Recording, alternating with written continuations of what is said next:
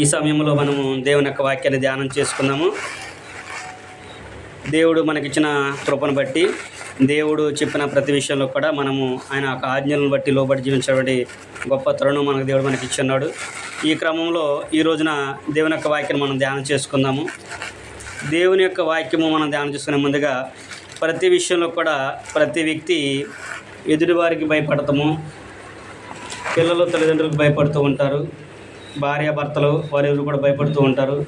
అలాగే ప్రాముఖ్యంగా దేవుని సేవకునికి కొంతమంది భక్తులు భయపడే విషయాన్ని మనము చూస్తూ ఉంటాము. ఈ సందర్భంలో కూడా మనము కూడా కొద్దిసేపు దేవుని యొక్క వాక్యంలో నుంచి దేవునికి భయపడిన వ్యక్తుల గురించి మనము ఆలోచించేద్దాము. దేవునికి భయపడిన వ్యక్తులు, వారు పొందుకున్న మేలులు అనే విషయాన్ని గురించి మనము ఈ రోజున కొద్దిసేపు మనము ఆలోచించేద్దాము. అసలు దేవునికి ఎందుకు భయపడాలి మనము? దేవుడు ఏం చేస్తాడు? దేవుని కంటే ఈ రోజున ఎక్కువగా మానవులకి ఎక్కువ భయపడుతూ ఉన్నారు. ఇరుగు పొరుగు వారిని బట్టి, బంధువులను బట్టి, స్నేహితులను బట్టి అనేక మంది అనేక విధాలుగా భయపడటం మనం చూస్తూ ఉంటాము. ఈ రోజున నిన్నటి దినాన రిజల్ట్స్ వచ్చినాయి. సెకండ్ ఇయర్ వాళ్ళకి ఇంటర్ వాళ్ళకి రిజల్ట్స్ వచ్చినాయి. అనేక మంది భయపడి చాలామంది పిల్లలు చనిపోయారు. దేనికి? రిజల్ట్స్లో మేము ఫెయిల్ అవుతామన్న భయంతో కొంతమంది ఇంట్లోంచి పారిపోయి కొంతమంది పిల్లలు కూడా చనిపోయారు. దేని కొరకు వాళ్ళు చనిపోయారంటే భయం అంటే మేము ఫెయిల్ అయితే మా తల్లిదండ్రులు ఏమంటారో, ఇరుగు పొరుగు వారు ఏమంటారో, క్లాసులో టీచర్స్ ఏమంటారో అనేవాళ్ళు భయపడి వాళ్ళు చనిపోయినట్లుగా కూడా మనం చూస్తాము. ఈ రోజున మీరు పేపర్లో చూసారో లేదో తెలియదు, కానీ పేపర్లో అయితే తెలియదు, కానీ మాకైతే సోషల్ మీడియాలో అయితే న్యూస్ మీద న్యూస్ వస్తూనే ఉన్నాయి. కొంతమంది పిల్లలు అలాగా చనిపోయినట్లుగా చూడగలము. దేని కొరకంటే భయపడుతూ ఉంటారు. చాలామంది ఇరుగు పొరుగు వారికి భయపడుతూ ఉంటారు. దేని కొరకు? మనం ఏదన్నా మాట్లాడినా, ఏదైనా చెప్పినా, ఏదైనా చేసినా వాళ్ళు ఏమంటారో, వీళ్ళు ఏమనుకుంటారో, వాళ్ళు ఏం చేస్తారో, వీళ్ళు ఏం చేస్తారని భయపడుతూనే ఉంటారు. అంటే భయం అనేది ప్రతి విషయంలో ఉంటుంది. అంటే ప్రతి సందర్భంలో ఉంటుంది, ప్రతి విషయంలో కూడా భయపడుతూ ఉంటారు. కానీ భయపడాల్సిన విషయానికి భయపడరు. దేనికి భయపడట్లేదు వీళ్ళు? దేనికి భయపడరంటే మనుషులు, యేసుక్రీస్తు ప్రభువారు ఆయన సువార్తలో చెబుతూ ఉంటాడు, మీరు దేహాన్ని చంపే వారికి భయపడమాకండి, కానీ దేహముతో పాటు ఆత్మను కూడా మిక్కిలి నరకంలో వేయగలిగిన వానికి మీరు భయపడండి. ఏమంటాడు అక్కడ ఆయన? మనకి మత్తయి సువార్త 7వ మనం చదువుకుంటే, ఇరుకు ద్వారం ప్రవేశించడానికి పోరాడండి అని చెప్పిన తర్వాత కిందకు వచ్చిన తర్వాత దేహాన్ని చంపేవారికి మీరు భయపడమాకండి, కానీ దేహంతో పాటు ఆత్మను కూడా ఒక ఆయన చంపగలడు, ఆయనకి మీరు భయపడండి. ఈ మనుషులకు మీరు భయపడితే చేస్తే ఏం చేయగలరంటే ప్రాణం తీయగలరు, అంతకుమించి వాళ్ళు ఏం కూడా చేయలేరు. కానీ దేవుడు తలుచుకున్నాడు అనుకోండి, నీ ప్రాణంతో పాటు నీ ఆత్మను కూడా ఎక్కడ పడదలుస్తుందే? నరకంలో పడేస్తాడు. ఒకవేళ నువ్వు ఇక్కడ భూమి మీద దేవుని భయభక్తులు నువ్వు జీవించావు అనుకో, నువ్వు చనిపోయినా కానీ నీ ఆత్మ దేవుని దగ్గర నిత్యము కూడా నెమ్మది కలిగిన స్థానంలో ఉంటుంది. అందుకని దేవునికి మాత్రమే భయపడిన వ్యక్తులు, దేవునికే భయపడి వాళ్ళు పొందుకున్న మేలుల గురించి మనం ఆలోచించినట్లయితే మొట్టమొదటిగా ఒక వ్యక్తిని మనము ఆలోచించేద్దాము. ఎవరు అని చూసినట్లయితే సంఖ్యాకాండంలో కనుక మనం చదువుకున్నట్లయితే, సంఖ్యాకాండంలో మనం చూసినట్లయితే సంఖ్యాకాండము 12, 13, 14 అధ్యాయాలు మనం చదువుకున్నట్లయితే అక్కడ దేవుడు మోషే గారిని కనాను దేశానికి పంపించమని చెప్పేసి ఇశ్రాయేలుకి వచ్చిన తర్వాత, మోషే గారు కూడా దేవునికి విరోధంగా పాపం చేసిన తర్వాత ఆయన తన సేవకుడైన కాలేబుకి, యెహోషువకి ఆ విషయాన్ని అప్పగిస్తూ ఉంటాడు. దానికంటే ముందుగా ఇక్కడ మోషే గారు కనానును వేగు చూడడానికి పంపించినప్పుడు 12 గోత్రాల నుంచి 12 మంది వ్యక్తులను ఆయన ఏర్పాటు చేసుకొని, పెద్దలను ఏర్పాటు చేసి వాళ్ళందరూ కూడా కనాను దేశంలోనికి వెళ్ళి ఆ దేశమంతా కూడా సంచరించి మనము వారిని గెలవగలమా లేదని చూసి సమాచారం తీసుకురమని చెప్పేసి మోషే గారు 12 మందిని పంపిస్తారు. ఆ 12 మందిలో యెహోషువ, కాలేబు అనే వ్యక్తులు కూడా ఉన్నారు. వాళ్ళు ఆ దేశం సంచారం చేసి ఆ దేశంలో పండిన పంటను తీసుకొచ్చేటప్పుడు ఒక్క ద్రాక్ష గెలని 2 మనుషులు మోసుకొస్తారు. ఇక్కడ 13వ అధ్యాయం చదువుకుంటే అక్కడ అదే విషయాన్ని ఉంటుంది. వాళ్ళు ఏమంటారంటే 2 వ్యక్తులు ద్రాక్ష గెలను తీసుకొచ్చేటప్పుడు వాళ్ళు చెప్తారు, ఆ దేశము నిజంగా పాలు ప్రవహించే దేశమే, ఆ దేశంలో ఉన్న ప్రజలు కూడా ఎలాంటి వారంటే ఉన్నత దేవులు, బలమైన వారు, వారిని మనము గెలవలేము అని చెప్పేసి వాళ్ళు మరలా మోషే మీద, దేవుని మీద తిరుగుబాటు చేసి, ఆ ఎగుప్తులో సమాధులు లేవని మమ్మల్ని ఇక్కడ తీసుకొచ్చారా, మీరు అరణ్యంలో చనిపోయినా బాగుండేది, కానీ మమ్మల్ని ఇక్కడ దాకా తీసుకొచ్చారని చెప్పేసి వాళ్ళందరూ కూడా సణుగుతూ ఉన్నప్పుడు మోషే, అహరోను గారు దేవునికి మరలా మొరపెడతారు. మొరపెట్టినప్పుడు దేవుడు ఆ సమయంలో, మొరపెడుతున్న సమయంలో యెహోషువ వచ్చి, మీరు ఎందుకు భయపడుతున్నారు, మనం సంచరించిన దేశం మంచిదే. అక్కడ 14వ అధ్యాయంలో చెప్తూ ఉంటాడు. 7వ వచనం కాడ నుంచి మనం చదువుకుంటే, సంఖ్యాకాండము 14వ అధ్యాయము 7వ వచనం కాడ నుంచి కనుక మనం చదువుకున్నట్లయితే,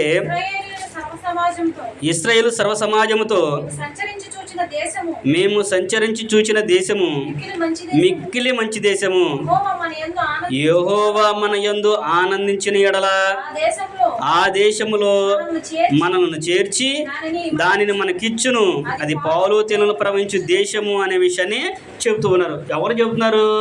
ఇశ్రాయేలు సమాజంతో కూడా కూడిన తర్వాత మోషే గారికి వచ్చినప్పుడు యెహోషువ గారు ఆ విషయాన్ని ఆయనకి చెబుతున్నాడు.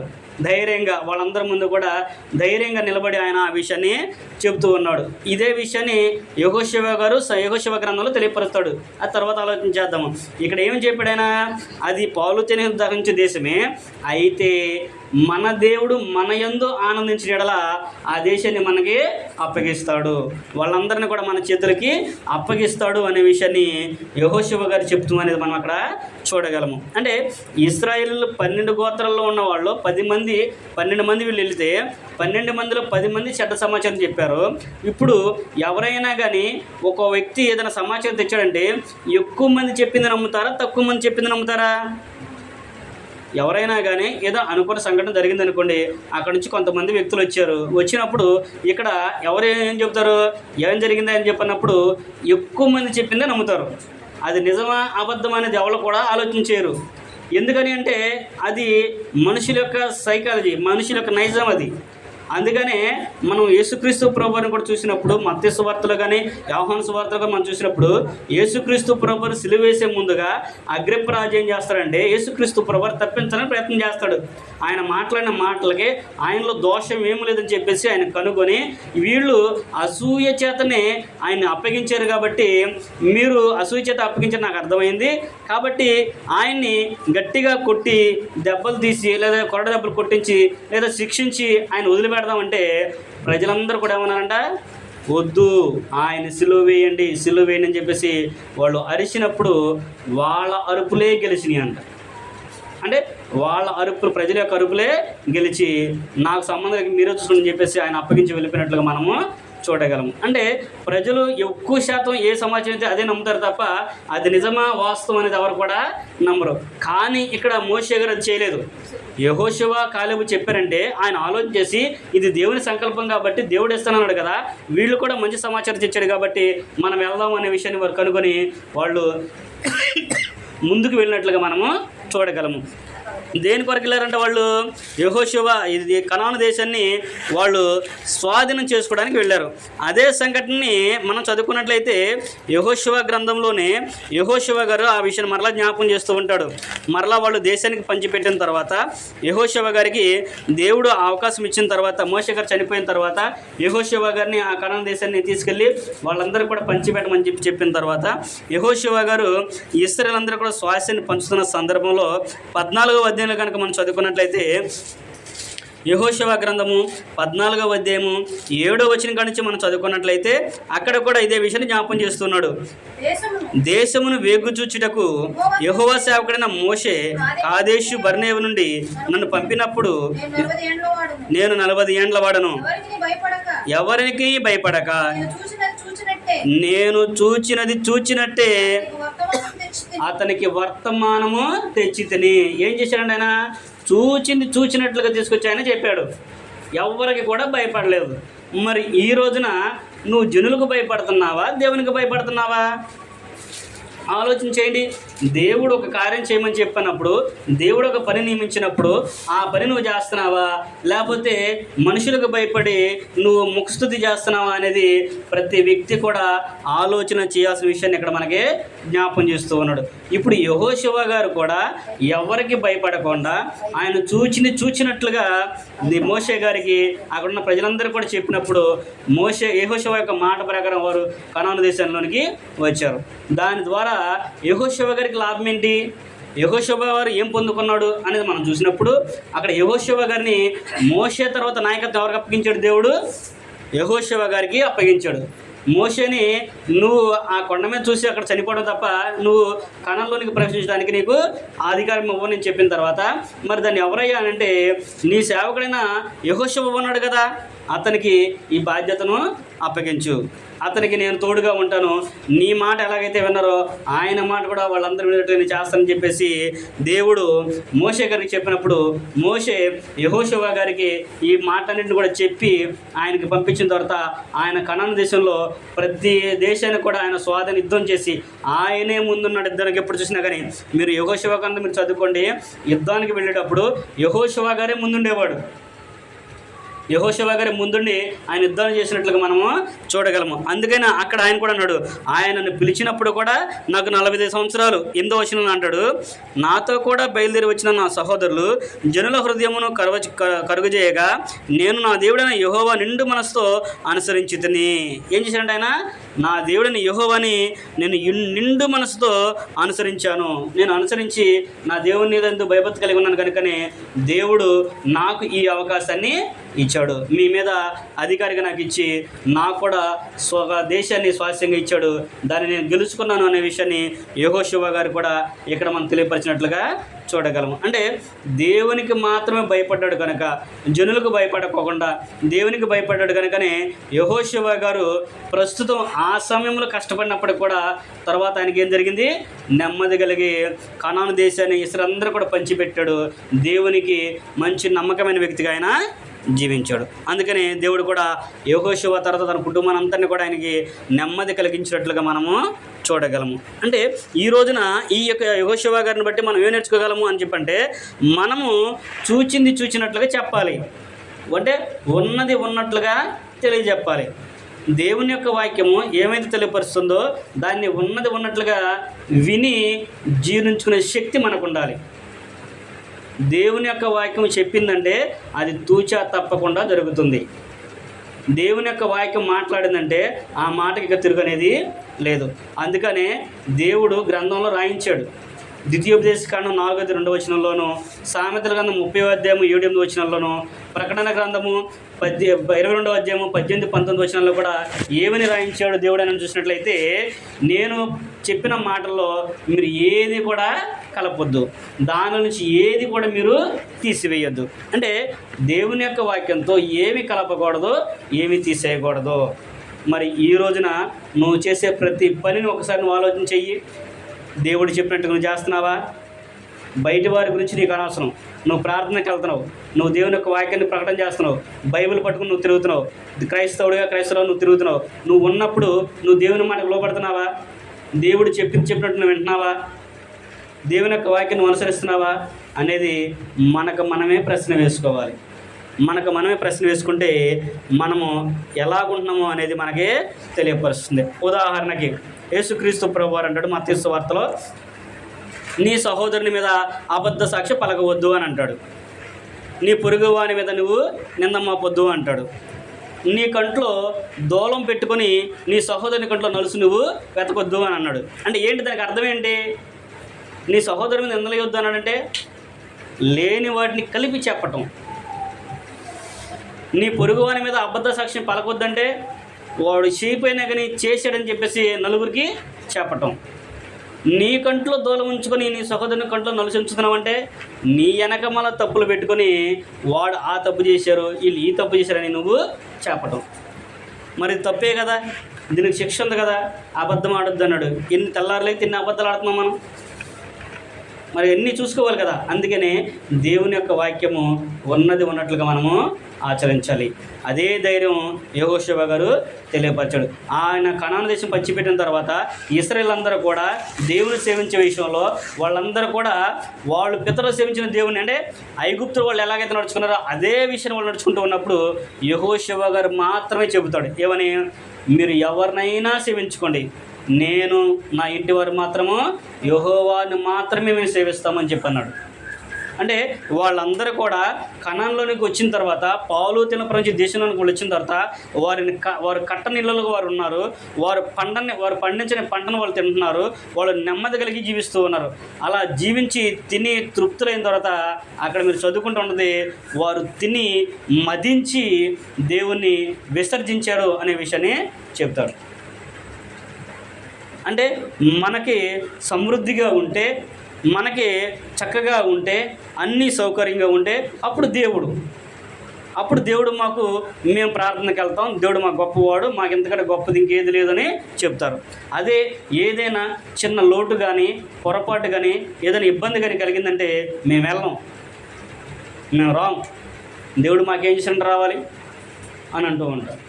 ఇది ఎంతవరకు నువ్వు దేవుని మీద ఆధారపడ్డావో, నీ విశ్వాసం ఎక్కడుందో అనేది నువ్వు ఆలోచన చేసుకోవాలి. కనుక యెహోషువ గారు ఎలాగైతే దేవునికి మాత్రమే భయపడి ఆయన ఎవరిని లక్ష్య పెట్టకుండా దేవునికి మాత్రం లోబడి జీవించాడో, అలాగా నీవు నేను కూడా దేవునికి మాత్రమే భయపడి దేవుని కనుక సేవిస్తే, దేవుని కొరకు మనం అంతగా ప్రయాసపడితే, మన విశ్వాసాన్ని కాపాడుకుంటే దేవుడు మన కుటుంబాన్ని నెమ్మదిగా ఉండేట్టుగా దీవిస్తాడు.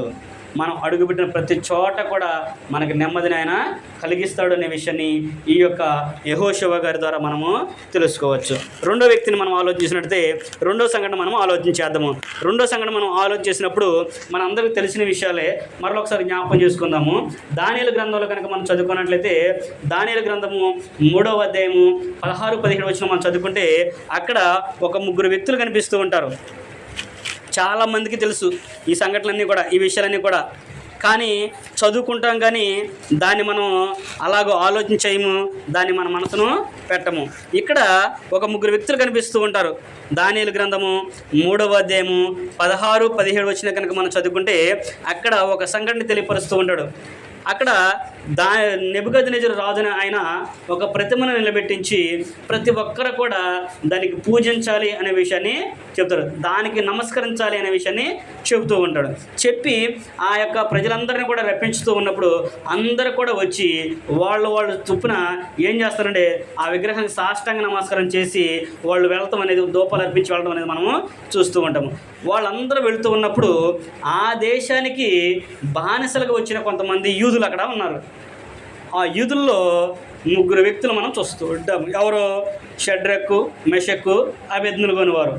వారు కూడా తీసుకొచ్చినప్పుడు వాళ్ళని కూడా ప్రతిమకు నమస్కరించమని చెప్పేసి చెబుతూ ఉంటారు. అప్పుడు వాళ్ళు మేము మొక్కము అని అంటారు. రాజా, నువ్వు పెట్టించిన ప్రతిమకు, నువ్వు నిలబెట్టించిన ప్రతిమకు మేము మొక్కము అని అన్నారు. ఎందుకు మొక్కనన్నారు వాళ్ళు? ఎందుకు మొక్కనన్నారు వాళ్ళు? ఈ రోజున దేవుళ్ళు ఫోటోలు అనబడి మొక్కుతున్నారా లేదా? దేవుడు దేవతలు అనబడి ఫోటోలకి మొక్కుతున్నారా? నమస్కారాలు చేస్తున్నారా? మనుషులకే నమస్కారాలు చేస్తున్నారు, మనుషులకే మొక్కుతున్నారు. ఇంకా ఆ బొమ్మలకు మొక్కుతాం తప్పేమంత మొక్కుతున్నారు. కాబట్టి ఆలోచించవచ్చు. ఇక్కడ వాళ్ళు ఎందుకు మొక్కలేదు అంటే, దేవుడు క్రొత్త నిబంధనలోనే కాదు పాత నిబంధనలోనే దేవుడు ఆజ్ఞాపించాడు. ఏమని? నిర్గమాకాండము 20 మనం చదువుకున్నట్టయితే, పైన ఆకాశం అందే కానీ, కింద భూమి అందే కానీ, భూమి కింద నీళ్ళ అందే కానీ దేని రూపం మీరు చేసుకొనకూడదు, నమస్కరించకూడదు అనే విషయాన్ని చెప్పాడు. అది ఎవరికి? ఇశ్రాయేలందరూ కూడా ఆ విషయము తెలుసు.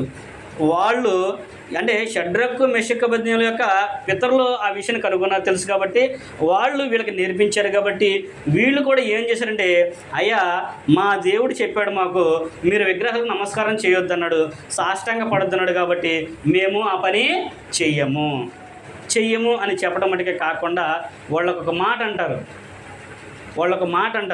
ఆ మాట మనం ఈ రోజున అనగలిగితే నిజంగా మనము దేవుడు మనం చక్కగా మెచ్చుకుంటాడు. మనకు కూడా దాని షడ్రకు మెషకు వల్లే మనల్ని కూడా దేవుడు మంచి ఉన్నతమైన స్థితులకి అనుగ్రహిస్తాడు. ఏమన్నారు తెలుసా వాళ్ళు? మనం అక్కడ చదువుకుందాము. 13వ అధ్యాయము 16 వచ్చిన నుంచి మనం చదువుకుందాం. షద్రకును మెషక్కును అబేద్నెగోయు రాజుతో ఇలాగ చెప్పిరి, నెబుకద్నెజరు ఇందును గురించి నీకు ప్రత్యుత్తరం ఇవ్వాలన్న చింత మాకు లేదు. మేము సేవించుచున్న దేవుడు మండుచున్న వేడిమి గల ఈ అగ్నిగుండములో నుండి మమ్మల్ని తప్పించి రక్షించుటకు సమర్థుడు. మరియు నీ వశమున పడకుండా ఆయన మమ్మల్ని రక్షించును. ఒకవేళ ఆయన రక్షింపకపోయినను రాజా నీ దేవతలను మేము పూజింపమనియు నీవు నిలబెట్టించిన బంగారు ప్రతిమకు నమస్కరింపమని తెలుసుకొనుము అనే విషయాన్ని చెప్పారు. ఏంటి అక్కడ మీరు చదువుకున్నట్లయితే 18వ అధ్యాయం చివరి భాగంలో 17వ అధ్యాయం చివరి భాగంలో ఒకవేళ ఆయన రక్షింపకపోయినను ఏంటంట, ఆయన రక్షించడానికి సమర్థుడు కాదని మేము అనం. ఆయన రక్షించడానికి సమర్థుడు. ఒకవేళ ఆయన రక్షింపకపోయినా సరే రాజా నువ్వు నిలబెట్టించిన ప్రతిమకు మేమటికి బ్రొక్కము అనే విషయాన్ని వాళ్ళు తెగేసి అక్కడ చెప్పారు. అంటే ఖండితంగా చెప్పేశారు, నువ్వు తెలుసుకో అనే విషయాన్ని చెప్పారు. మరి ఈ రోజున అదే ధైర్యం నీకుందా? అదే ధైర్యం మనకుందా? కరోనా టైంలో ఇంట్లో నుంచి బయటికి రాకూడదంటే ప్రార్థన పెట్టిన దిక్కు లేదు, ఆరాధనకు వెళ్ళడానికి అవకాశాలు లేవు. ఎవరన్నా మాట్లాడారా? మాకు కరోనా లేదు, ఏం లేదే, వస్తే ఏమైంది, పోతే పోతాము, మా దేవుడిని మేము ఆరాధించాలని చెప్పేసి ఎవరైనా వెళ్ళారా? కొంతమంది మటుకే చేశారు. ఎవరో తెలుసా? దేవుణ్ణి తెలుసుకున్న వారి మటుకే దాన్ని జరిగించారు. దొంగసాటుగా అయినా కానీ, ఇబ్బంది పడతాయినా కానీ, ప్రమాదమైనా కానీ వెళ్ళి కొంతమంది వ్యక్తులు మటుకే దేవుణ్ణి ఆరాధించినట్లుగా మనం ఈ రోజున చూడగలము. మనకందరూ కూడా కొంతమంది వ్యక్తులు మనకి తెలుసు. అంటే నీవు దేని కొరకు ఆలోచన చేస్తున్నావు? ఆనాడు షడ్రకు మెషకు అబేద్నెగో అనేవాళ్ళు అంత ధైర్యంగా రాజు ముందు నిలబడి మేము ప్రతిమకు నమస్కరించము అని చెప్పన్నప్పుడు అక్కడ మరి విగ్రహారాధన అవుతుంది. అది అంటే ప్రతిమకు నమస్కరిస్తే విగ్రహారాధన, దేవుడు విగ్రహ నమస్కారం చేయకూడదని చెప్పాడు. వాళ్ళు అది గ్రహించారు కనుకనే వాళ్ళు మొరక్కమని చెప్పారు. మరి ఈ రోజున అలాంటి పరిస్థితి, అలాంటి సిచ్యువేషన్ మనకు వస్తే మనం ఏం చేస్తాం? అక్కడ దాకా అవసరంలా. ఏది రాజు వచ్చి మనకు ఆజ్ఞాపించిన దాకా అవసరంలా. కొద్దిగా తలనొప్పి వస్తేనో, కొద్దిగా కాళ్ళు నొప్పులు వస్తేనో, జ్వరం వస్తేనో, బాగా పోతేనో, లేకపోతే ఇంటికి బంధువులు వస్తేనో, మన ఆఫీసులో సెలవులు ఇవ్వకపోతేనో ఏం చేస్తాం? మానేస్తాం. ఈ వారం కదా నెక్స్ట్ వారం వెళ్తామండి, నష్టం ఉంది అనుకుంటాం. అలా జరిగితే నువ్వు విశ్వాసమేనా? నువ్వు ఒక క్రైస్తవుడివేనా అలా జరిగించినప్పుడు? మరి అలాగనుకుంటే వీళ్ళు కూడా ఏముందిలే, పూసేపుడిగా కళ్ళు మూసుకుంటే ఏమైంది, ఊరిని మనం కూడా నమస్కారం చేస్తూ సరిపోయింది అనుకుంటే అయిపోయేదిగా. వాళ్ళకి అది ఉండేది కాదుగా. వాళ్ళకి అలా జరిగితే, అలా చేస్తే శిక్ష అంటే కూడా తెలుసు. ఏంటి శిక్ష? ఏంటి శిక్ష ఏంటి? వాళ్ళు చేస్తే తీసుకెళ్ళి అగ్నిగుండంలో పడేస్తారు. ఆల్రెడీ ఆయన అనగానే ఆయన ఏం చేశాడు?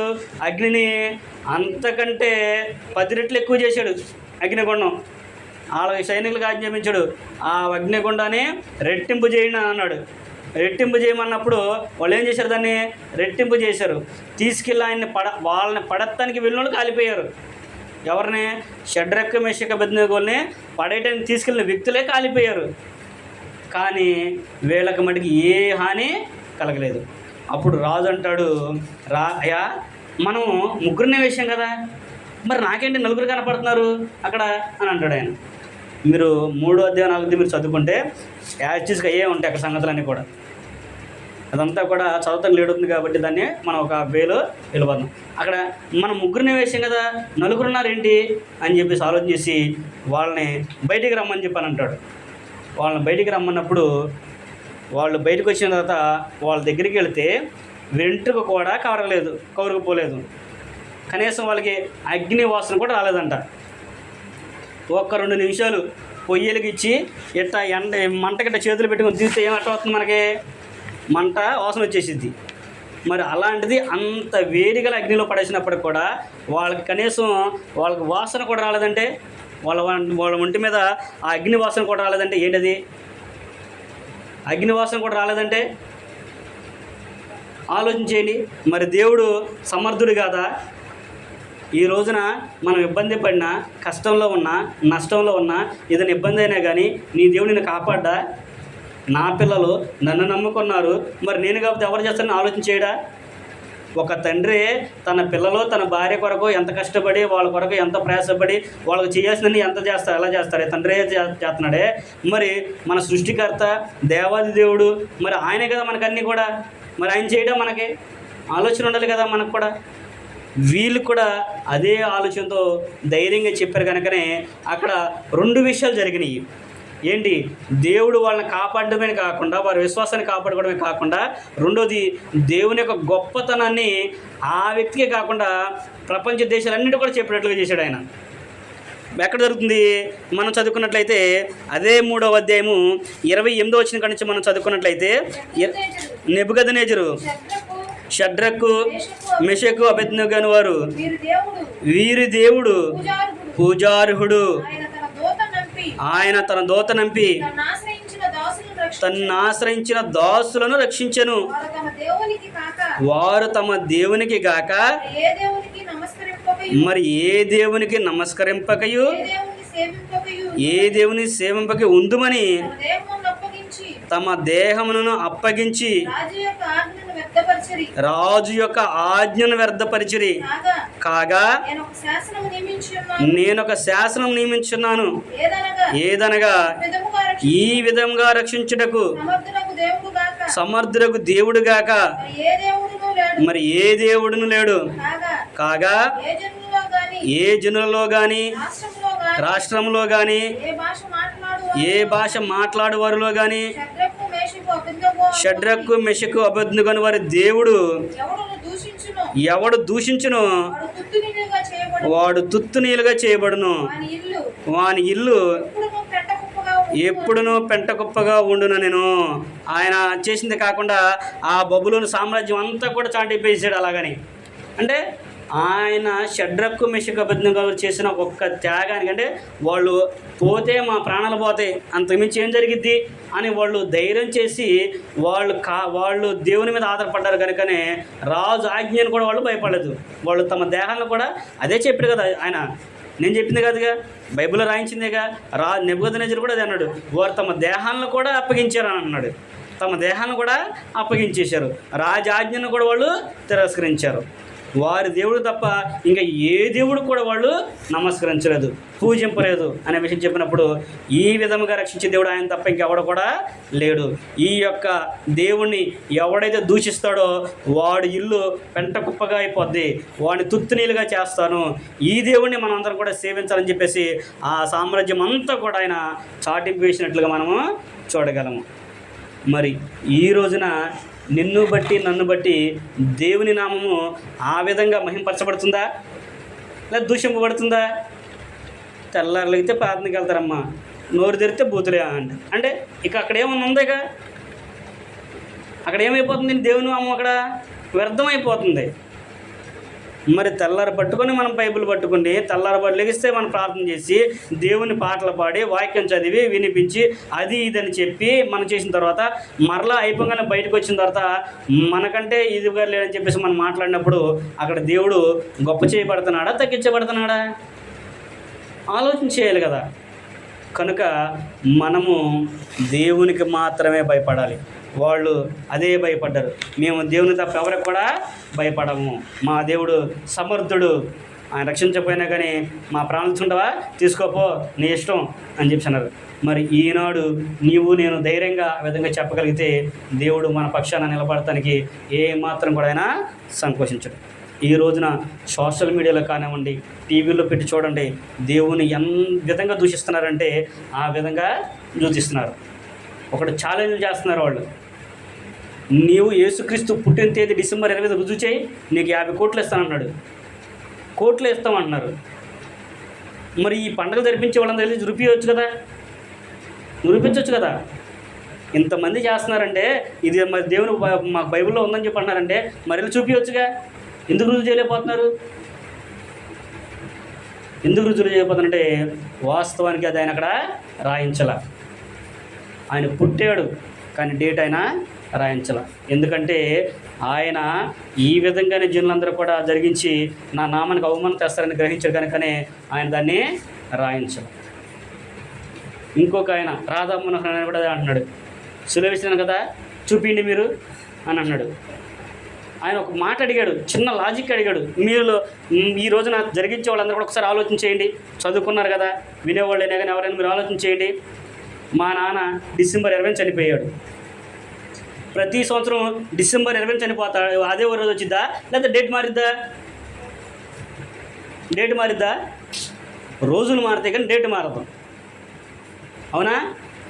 మరి పోయిన సంవత్సరం గుడ్ ఫ్రైడే ఎప్పుడు వచ్చింది? ఈ రోజున ఎప్పుడు వస్తుంది? ఈస్టర్ పండుగ ఎప్పుడు వస్తుంది? ఈ సంవత్సరం అదే అడిగాడు ఆయన. మరి ఎవడైనా సరే ఛాలెంజ్ అని చెప్పి అన్నాడు. మరి చెప్పొచ్చుగా ఎవరు వెళ్ళి, ఎందుకంటే అది రాయిలా, గ్రంథంలో అయినా రాయించలా. అది నీకు అవసరం లేదు. నేను చెప్పింది మీకు ఏంటంటే ఆదివారం, నేను పునరుద్ధానం లేని రోజు ఆదివారం, ప్రతి ఆదివారం కూడా మీరు నన్ను జ్ఞాపకం చేసుకోండి.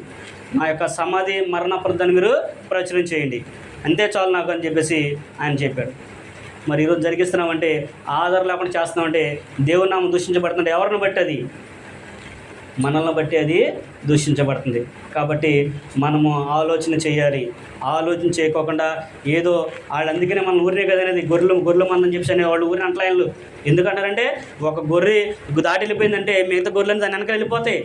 అది నిజమా, అది దేంట్లోకి వెళ్తానని ఆలోచన చేయు. కానీ మన దేవుడు మనందరూ కూడా రక్షించే సామర్థ్యం కలిగిన వాడు. ఆయన మనకు ఆధారాలతో సహా దీన్ని ఇచ్చాడు. ఇదిగో దీంట్లో మీ కొంత కావాల్సింది మీరు, నేను యేసుక్రీస్తు అని ఆయన, నేను దేవుని కుమారుడిని మీరు నా యందు విశ్వాసం ఉంచి మీరు కనుక నన్ను సేవిస్తే మిమ్మల్ని రక్షించడానికి ఇదిగో ఈ గ్రంథంలో మీకు అన్ని కూడా రాయించాను. ఆయన దేవుని కుమారుడని ఆయన యందు విశ్వాసం ఉంచి మీరు రక్షింపడానికి కావాల్సినవన్నింటినీ కూడా ఆయన గ్రంథంలో లిఖితం చేయబడినవి అనే విషయాన్ని యోహాను సువార్త 21వ అధ్యాయం మనం చదువుకుంటాం. గ్రంథంలోనే ఉంది. నువ్వు ఎక్కడికో వెళ్ళవసరలా, ఎక్కడికో వెళ్ళి చరిత్రలు తిరిగేయాలి, ఏ గూగుల్ సెర్చ్ చేయాలని అవసరం లేదు. నీకు గ్రంథంలోనే చెప్పబడింది.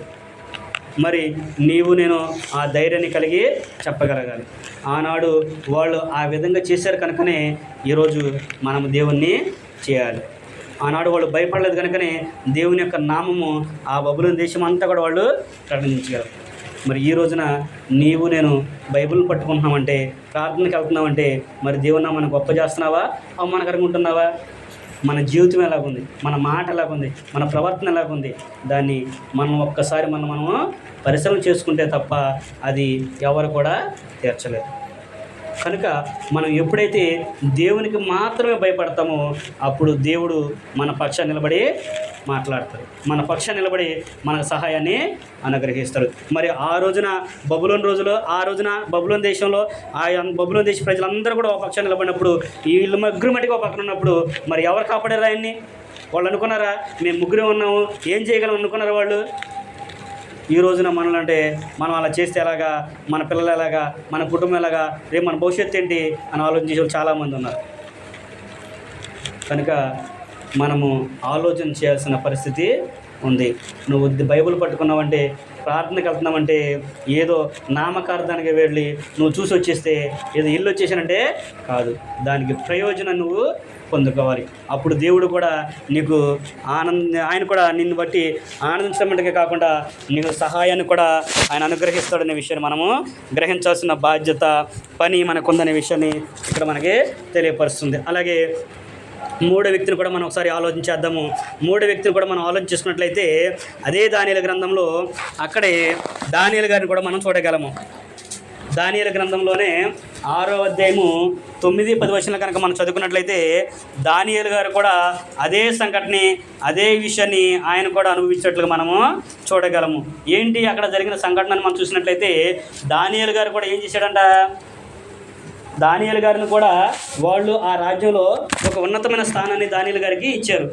ఇచ్చినప్పుడు అక్కడున్న జనులందరూ కూడా, అంటే దానియేలు గారితో పాటు ఎంతమంది జ్ఞానులు అయితే ఉన్నారో, ఆ బబులోను దేశంలో ఎంతైతే అధికారులు ఉన్నారో వారందరికంటే కూడా ప్రథమ స్థానము నెబుకద్నెజరు ఎవరికి ఇచ్చాడంటే దానియేలు గారికి ఇచ్చాడు. అప్పుడు ఈ దానియేలు ఆయన రాజుగారు ఏ పని చేయాలన్నా కానీ దానియేలు గారిని అడుగుతున్నాడు. అడుగుతున్న సందర్భంలో వాళ్ళందరికీ కూడా దానియేలు మీద ఏం పుట్టింది? అసహ్యం పుట్టింది.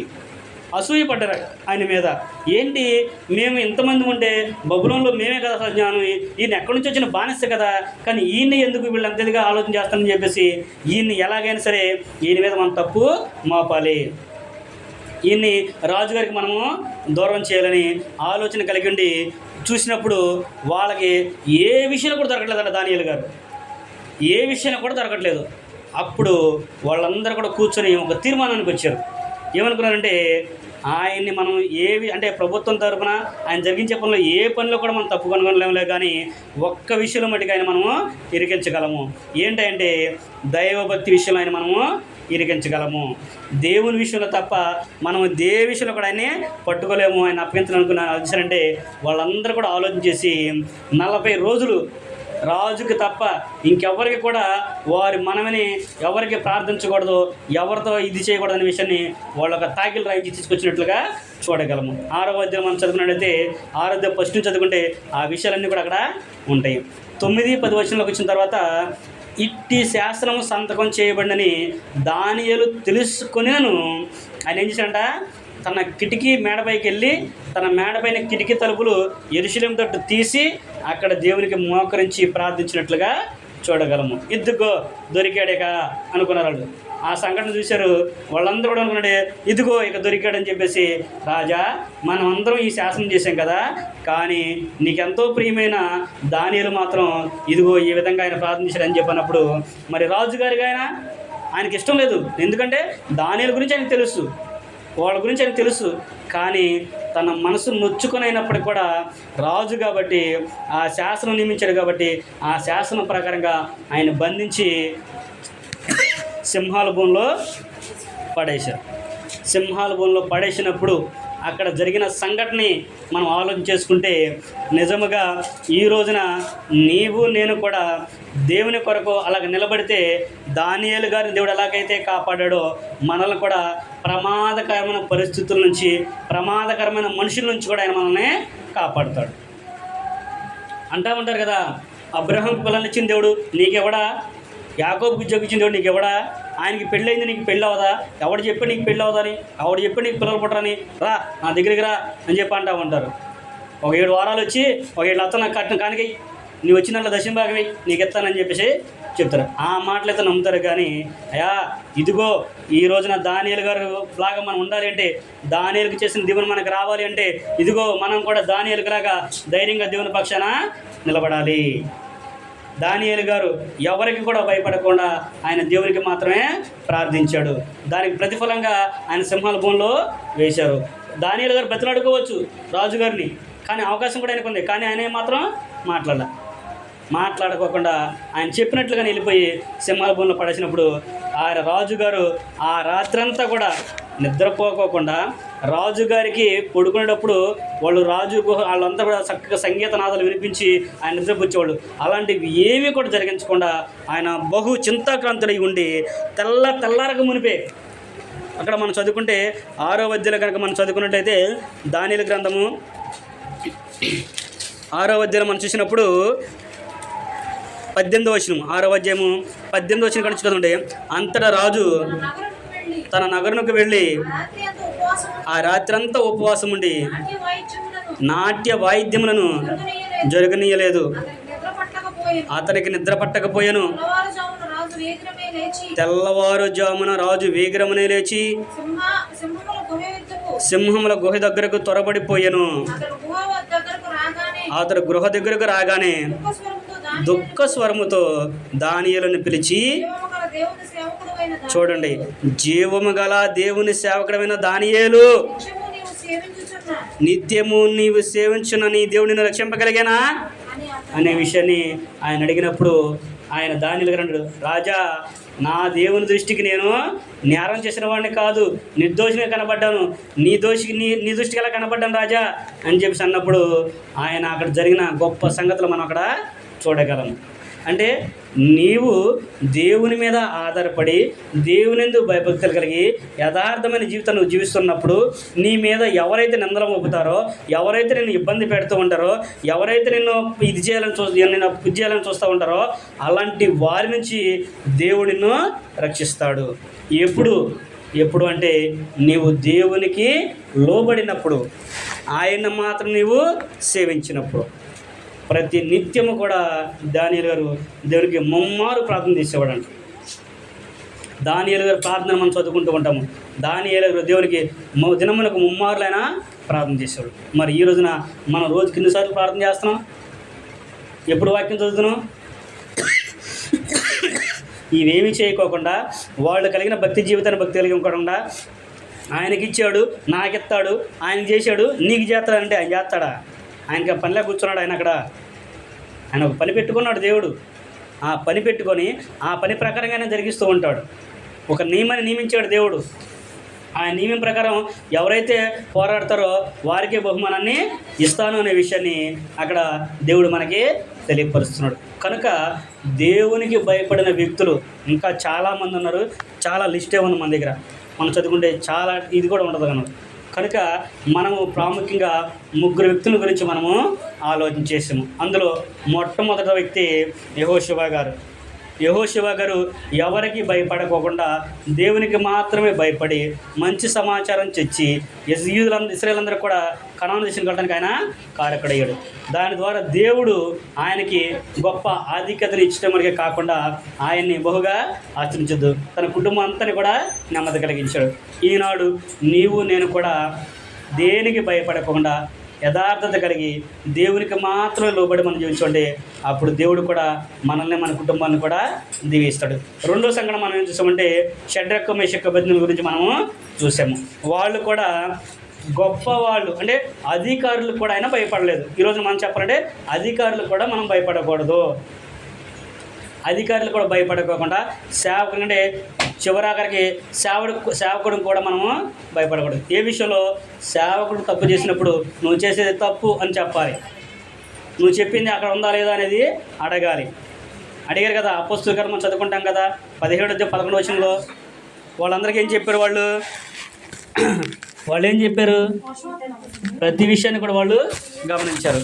అలాగే మనము కూడా యథార్థతను కలిగి దేవుని భయభక్తి కలిగి చూస్తే దేవుడు మనల్ని కూడా కాపాడుతాడు.